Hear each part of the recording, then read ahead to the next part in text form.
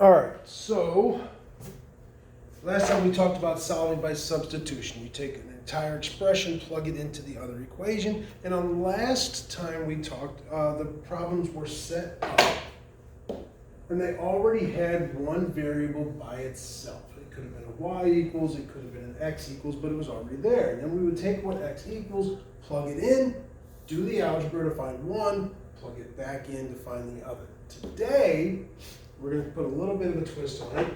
You're going to have to get the first step on your own. You're going to have to get a variable by itself on your own. So, I take a look here. I've got this y is almost by itself. It's got this minus x on the same side here. So, you can do this with any variable in the problem. It could be an x, could be a y. I could do it with this other y too.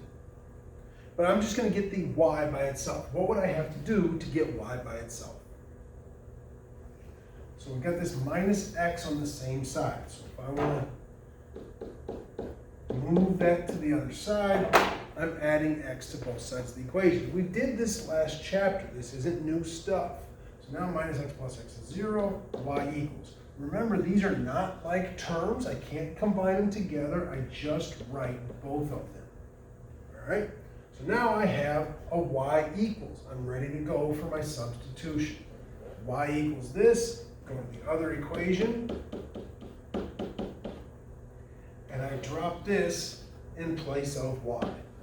Nothing else changes.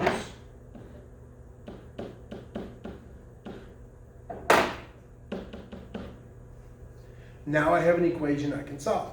Step one, I see parentheses. And whenever you do substitution, you should put it in parentheses. I see parentheses, I distribute. There's no number here, just a positive, so really. So I distribute, there's nothing in front to distribute, so nothing changes. Now, what's the next step?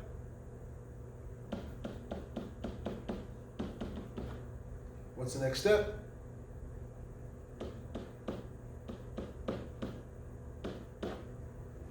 What's the next step?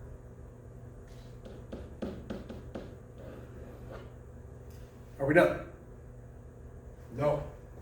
Where are we going to plug -1? Good.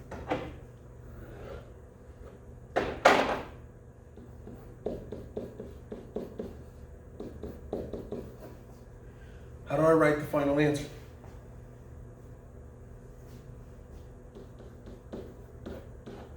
Your final answer is always x, y. All right? So all the work is the same as what we just did, but we're adding one step to it. We're going to take one of these equations and we have to get y by itself on our own. Then you do all the substitution. So let's take a look at one of these problems. Look here, number 4. So again, I start with the one that's easiest for me.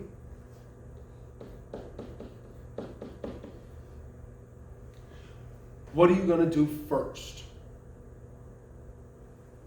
All right. Me, I'm going to choose to get y by itself just because that's what we usually do. So I'm going minus x. Not like terms. So I have minus x minus 2. All right. So now, I go to the other equation,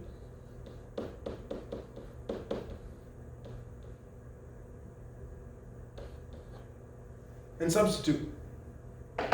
What's that equation going to look like?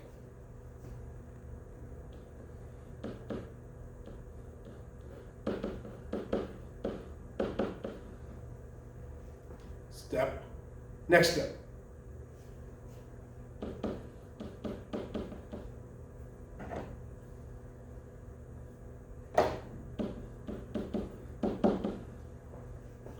Next step.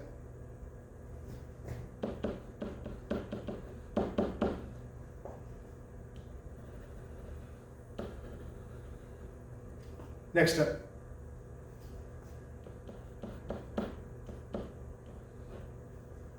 Finish it up by dividing. So I got x equals -2. All right? So now, are we done?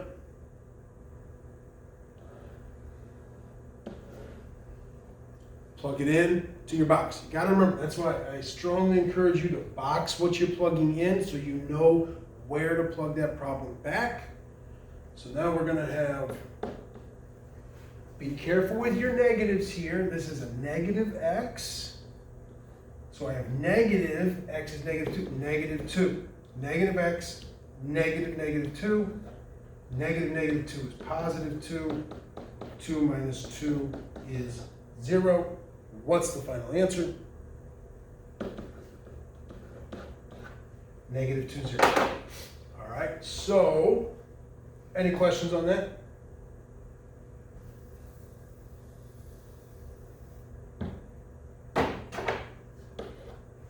Do number 5 on your own.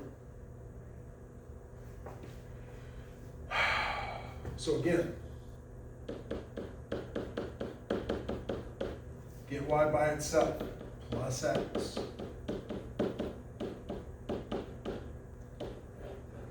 Put a box around it. Write the other equation.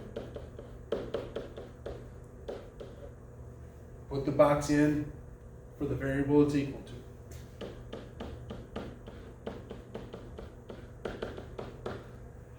Be careful with your signs. This is still distribution, so it's 4x minus x plus 4. Combine my terms. Subtract.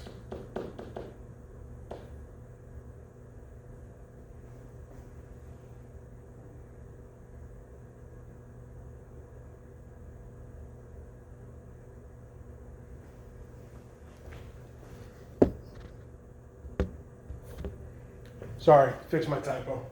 I caught it. That's positive 10s, okay? So now when we subtract 4, we get positive 6. X comes out to be 2. Are we done?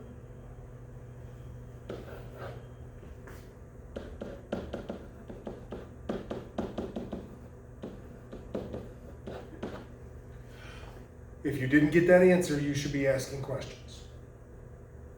All right. So, questions, comments, issues, speak up, get to work.